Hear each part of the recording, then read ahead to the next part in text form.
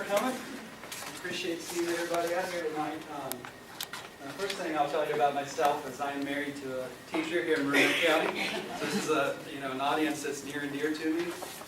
Appreciate everything we do every day. So I am the Chief Operating Officer, so I see all of the day-to-day functions within TechLab. We're a medical diagnostic company. As she said, we are based in Blacksburg, Virginia. We're a spin-off from Virginia Tech. Have had no affiliation with Virginia Tech at all. The two owners that started the company had some good ideas, started to make some money. Virginia Tech's really not interested in that. At that time, they were forming the Corporate Research Center up at Virginia Tech, right adjacent to the campus. They said, no, you guys got to get out and go do something with this. So since then, this is actually our second building in Blacksburg. We started out in incubators. And we are now occupying this Radford facility, which is another 75,000 square foot. The first one is 35,000 square foot. I've been with the company for just over 15 years now. My degree is in microbiology, my undergraduate degree. My map is a little bit smaller than John's. I'm originally from Roanoke. I went to Cave Spring High School. I went to Virginia Tech. No surprise there. I came back to Roanoke. I was a microbiologist employed at what was then Elizabeth Arden, now CEI. So I went from testing makeup for microbiology to testing fecal samples. We specialize in enteric diagnostics. We'll go through some of these the projects, the products that we do. So it's a little bit of a change for me. I also went from a 500,000 person company. It was owned by Unilever at the time. Went to this company, employee number 24. A little bit of a culture shock. Since then, I've gone on. I've gotten my gotten out of the science, went back at an MBA, so now I oversee both of these facilities. So science is something I could do all day. I could sit and listen to John talk. That was an awesome presentation. I just eat that stuff up. I enjoy what I do because I get to combine the business aspects and the science aspects every day. Kind of do them a little bit how I do it. Our current distribution, so this little company up in Blacksburg that you may or may not have heard of, we kind of keep a low profile up there, fairly big profile all over the world. Have to meet all these countries' registration requirements and stuff. We keep on top of all of that. So what do? I already told you our specialty is antibodies, but we have a little bit more going on to that. So we have our collaborative research. You see up top the IBD Center of Excellence. That's a new project with Carillion Clinic that we do down here in Roanoke. That focuses on intestinal diseases, inflammatory bowel disease, IBD, IBS. We have a huge extent of collaborative partnerships all over the world. I'll talk a little bit about those. The Blacksburg facility is almost entirely dedicated to research and development. Then we have our manufacturing facility. So I'm going to show a short video, and I apologize, I've got to go over here because I couldn't embed this video in our PowerPoints. Sorry, where was your mouse? You had it up earlier. There we go.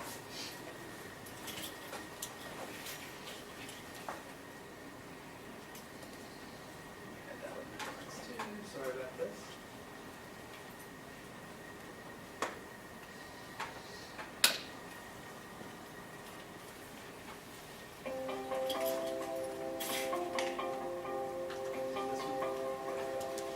This will show you a little bit inside the facilities, just so you can kind of get an aspect of how we bring the different disciplines together at TechLab.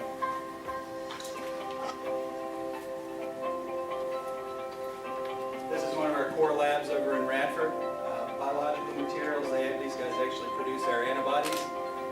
Purify antigens, grow large amounts. And when I say large, I make maybe 50 liters of toxin producing C. difficile. Some of our automated assembly. So you can see how we're kind of integrating the science and the technology. I'll hit a little bit on our needs. In this area. This is a hard to find discipline in this area.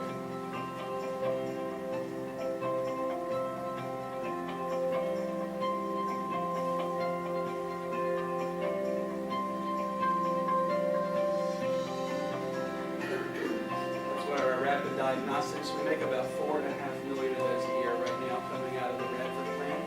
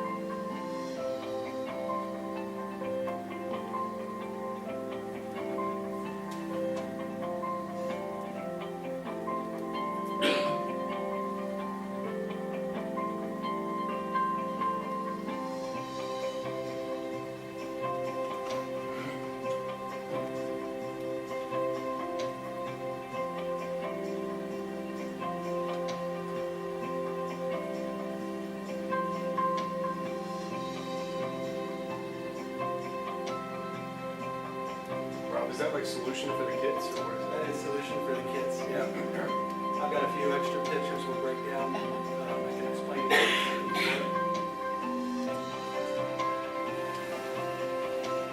Speaking to you earlier about the emanating equipment that was in-house designed by some of our engineers who actually came out of the New River Valley Community College system.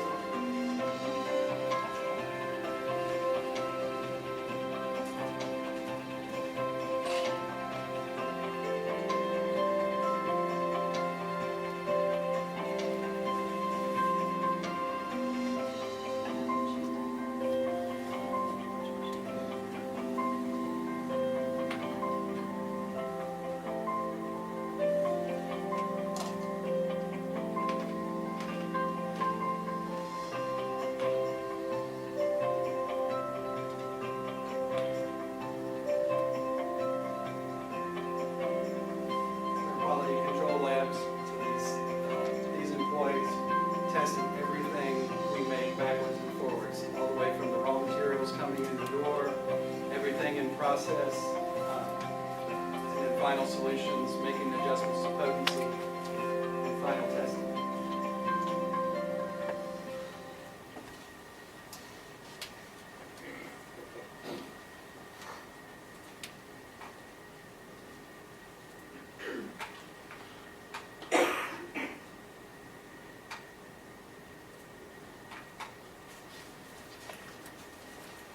So these are examples of some of our products. C. difficile is a big problem in the hospital system right now. We're testing for Shiga toxin or some parasitology. That is parasite, not parasite. So I'm probably like that all back Appreciate that. And then intestinal inflammation. I mentioned the IBD Center for Excellence. We're starting there.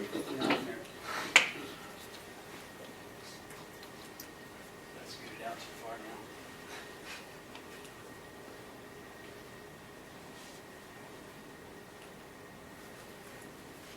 now. Okay.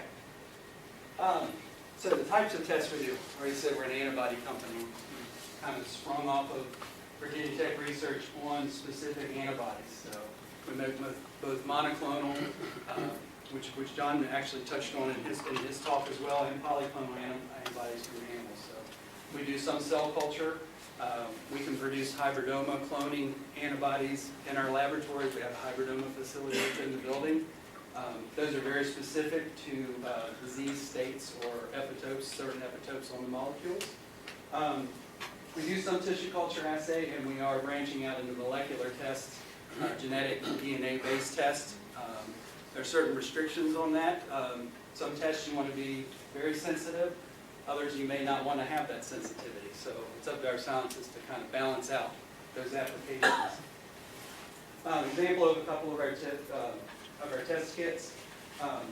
This is an ELISA plate, enzyme-linked immunoassay. That's what that stands for. These are tried and true in the laboratories for many, many years. Our entire platform, we have those available for hospitals that do larger applications. They'll do 96 tests at a time. We also do a rapid test. We saw these getting assembled in the video, our quick check technology. I've got a short video explaining exactly how these tests work a little bit as well. Actually, show that video now because it'll make a little bit more sense.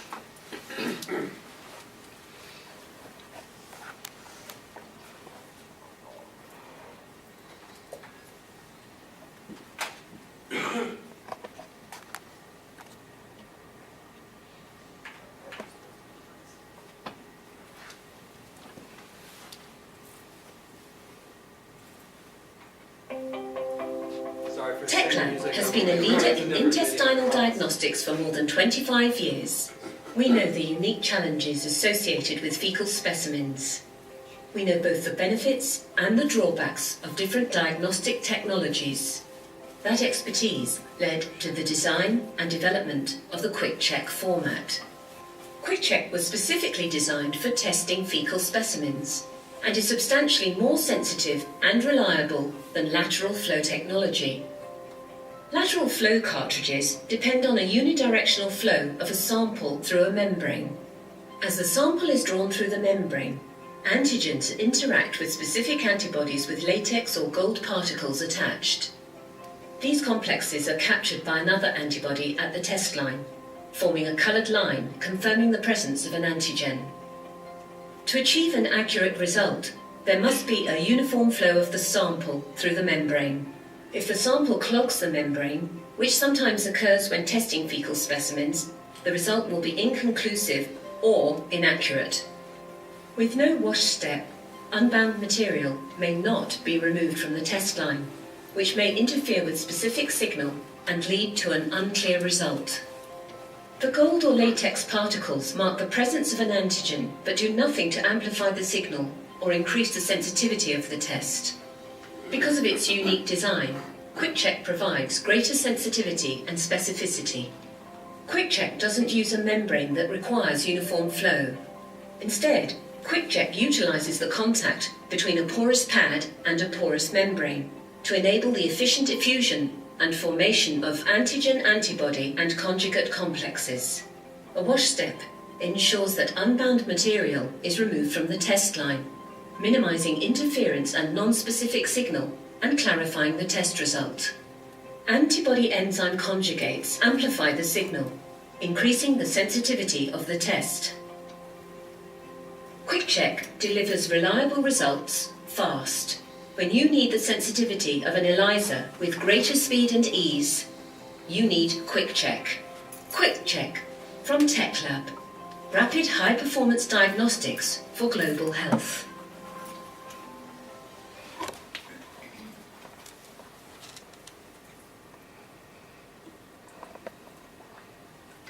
So you think from watching that video, I think she does a very good job explaining it better than I can. Plus, she sounds very, very smart.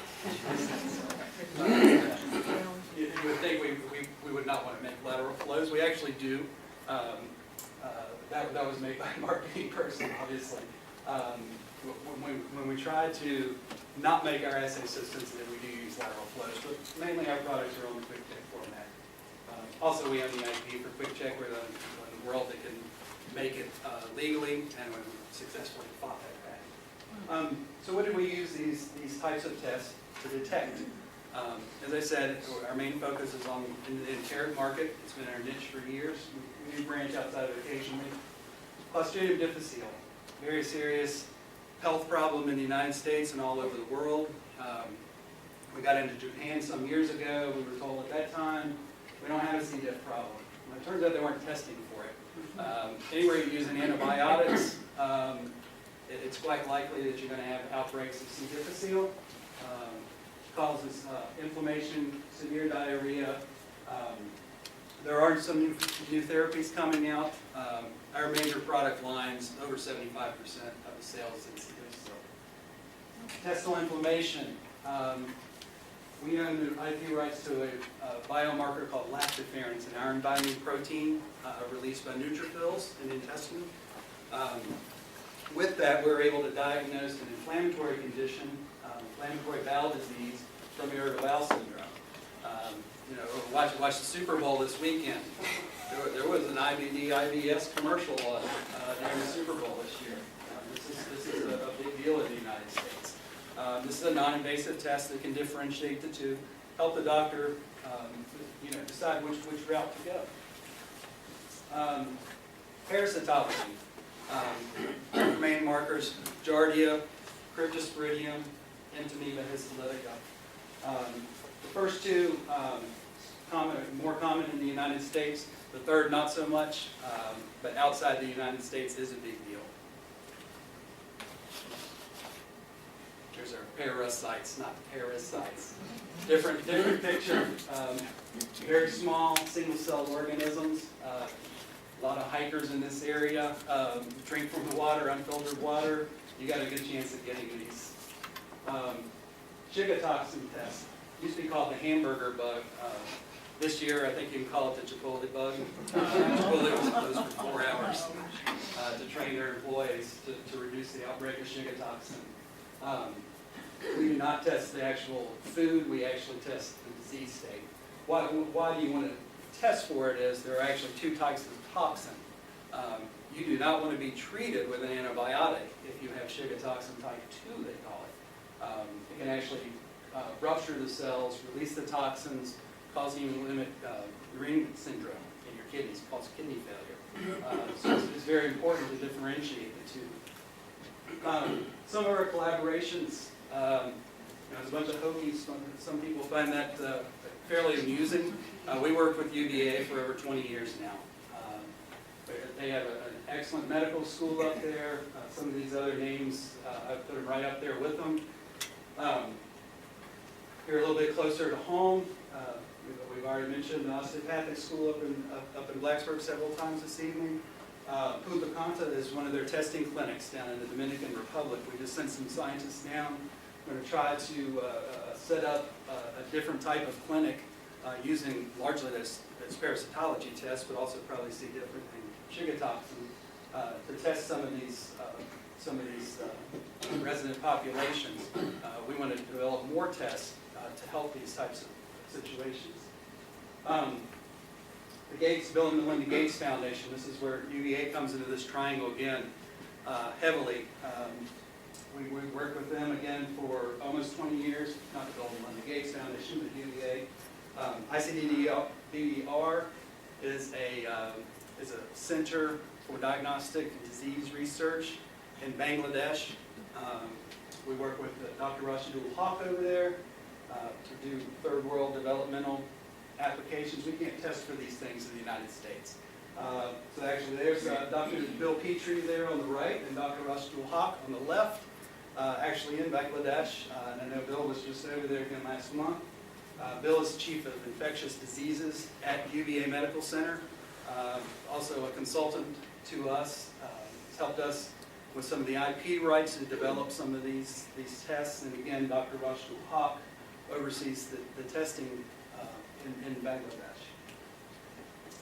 And then the other area we're just starting to get into, we keep seeing these universities come in, is the veterinary field. There's a lot of overlap in between, especially parasitology and human diagnostics.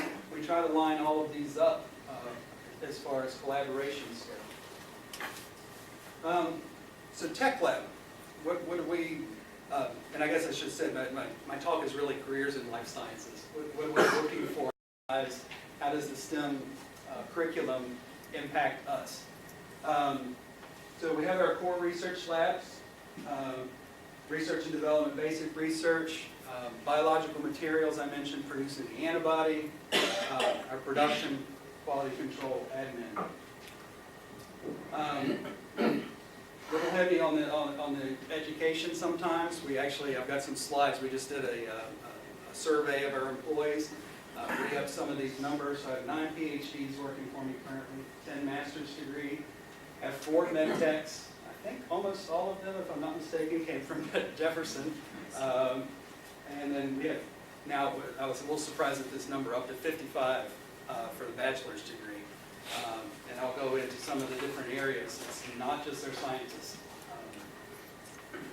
So here's how we kind of break down in the area. And these numbers are a little bit off because of the way we had to do the survey.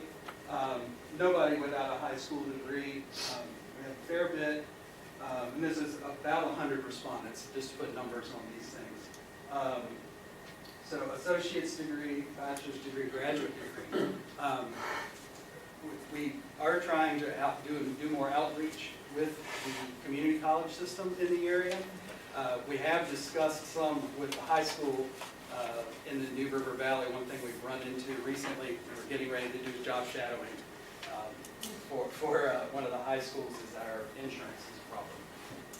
Because we're a bio-level 2 laboratory, we actually went out and asked the question, and he said, no, you cannot have anybody under 18 in your lab. So we're looking at how we can work on that and maybe get some riders or some type of special waiver. So where did they come from? Again, heavily on Virginia Tech and Radford University, but we have employees from as far away as Mongolia, China, UK, Denmark, schools all over the world. But we do have a large segment of Hokies up there, I'll have to say. And then, where were they from? About half of our employees grew up around here, and I'll say around here, Roanoke, New River Valley. It's almost half and half. I think that's impressive that this area can retain talent like that. I mean, these are some well-trained, educated folks, and they choose to live around here.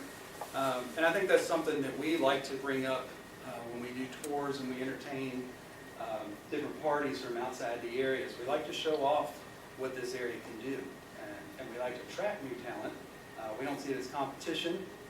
We see it as building the infrastructure that we need to function. And I think this group is all part of that. And again, the life sciences that you would expect in our laboratories, although it did occur to me, one thing that was missing from this, and the degree is not specific, we do have two retired teachers on our research staff. They actually taught our VP of Research and Development, or our VP of Scientific Affairs at Blacksburg High School. When they started doing that, he said, hey, you inspired me. You want to come work with me? One of them's been there, I think, about 12 years now. Turned out it worked really well. So what are we looking for? And I focus on undergrad because, as I said, we haven't really reached out into the high schools as much. But what do we want to see in that core that's coming in? Some research experience, lab technicians. Of course, we're heavy in labs.